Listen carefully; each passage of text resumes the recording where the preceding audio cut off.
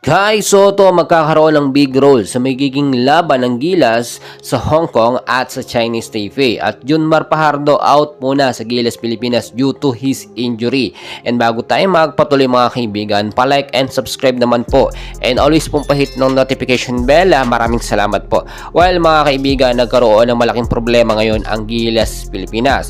Biruin po ninyo, ilang araw na lang ay magsisimula na ang unang laban nila sa Hong Kong, no, at sa 25 naman sa Chinese Taipei. In-announce po kasi ng Spin.ph na itong si Abay Junmar Fajardo ay hindi makakasama sa first window ng FIBA Asia Qualifiers 2025 dahil po sa kanyang injury na natamo nitong kakatapos labang na PBA Championship. Bakit po ganun ang nangyari mga kaibigan? Hindi pwedeng persahin kahit kasama sa Final 12 itong si Junmar Fajardo. Well, dahil po sa ganyang pagkakataon, mabibigyan po ngayon ng magandang appearance at mahabang playing time itong ating pambato na si Kai Soto. Yung sinasabi ko po na big role ni Kai, no, ay mas mabibigyan siya ng appearance. Siya yung madalas na magagamit dahil nga po wala itong si Junmar Fajardo. O alam naman natin, meron tayong Japet Aguilar mga kaibigan, pero sinabi po mismo, no, ng SBP na hindi pa kumpirmado talaga nakasama sa Final 12 itong si Japet Aguilar, no. Pamalit po, pinalitan lamang niya pansamantala itong si AJ Edo. So it means hindi pa rin siya talaga makukonsider na kasama sa lineup na magagamit ng husto sa laban sa Hong Kong at sa Chinese Taipei. So ngayon, malaki yung factor talaga na si Kai Soto yung ibabad or mabigyan ng playing time. Alam nyo at napansin nyo din, nakita natin, no, yung pagka-training po na ginagawa ni Kai Soto, yung pagbubuhat niya ng weights na binabantayan siya ni Coach Tim Con.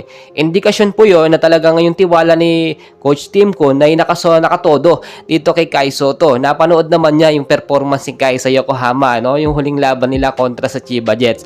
Ang ganda ng performance. Yung style po at strategy na ginagawa ni Coach Aoki Taketo kay Kai Soto, yung pagbababad niya, no, magbibigay ng almost 30 minutes of playing time, ang gandang resulta. At kung titignan nyo, kahit wala po si Abay, si Junmar Fajardo sa laban po sa Hong Kong at sa Chinese Taipei, okay lang naman, hindi din naman ganoon ang kalakasan ng kupunan ng Hong Kong at itong Chinese Taipei nga napabalita na magbaback out daw, pero hindi naman pala sigurado. So may strategy pa silang ginagawa, may technique pa sila, no, parang nagpapa-underdog sila na parang yung Gilas Pilipinas ay maging kampante, isipin na sila ang mananalo pero mabibigla na lang tayo. Siyempre alam na po ni Coach Tim Con yung ganyang klaseng mga drama ng kalaban na magpapaawa, pero pagdating sa laban, ang lakas-lakas pala. Kaya yung lineup natin, naka full force tayo. Anytime na may makalaban tayo, mahina man o malakas, naka-ready po ang Gilas Pilipinas. Tulad na ating sinasabi din, no, wala pa talagang kumpirmasyon na si Japet ang ipapalit dito kay Junmar Fajardo. Yung mga fans kasi ng Gilas, sinasabi, marami naman tayong big man. Nandiyan din daw si Justin Baltasar, pwedeng pamalit dito kay Junmar Fajardo. Mga kaibigan, nagkaroon lang kasi ng minor injury itong si Junmar Fajardo, so hindi pwede magpalit-palit po itong si Coach Tim Con. Bukod pa po dyan, yung mga player po na inilagay niya ay talaga pang malakasan niya po yan at kabisado niya yung mga galawan. Bukod dyan mga kaibigan, ang gandang balita din po dahil nga po itong si Renza Bando at si Amos, no, ay naka-reserve bilang mga player po ng Gilas. So kahit magkaroon ng problema, meron tayong mahuhugot ng mga player.